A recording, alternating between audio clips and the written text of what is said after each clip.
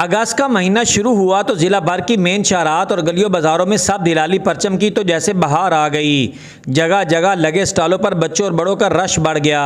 बच्चों ने घर में तंग किया हुआ था, भाई क्या झंडियाँ वगैरह लेनी है, बच्चों के साथ जो है वो झंडियाँ लेने के लिए आए, लेकिन पिछले साल की निस्बत इस साल जो है वो महंगाई बहुत ज्यादा है। स्टॉलों पर झंडे, झंडियाँ, स्टिकर्स, बाजे, चूड़ियाँ, कपड़े, शर्ट्स और दीगर सामान बच्चों ने अभी से ही खरीदना शुरू कर दिया है।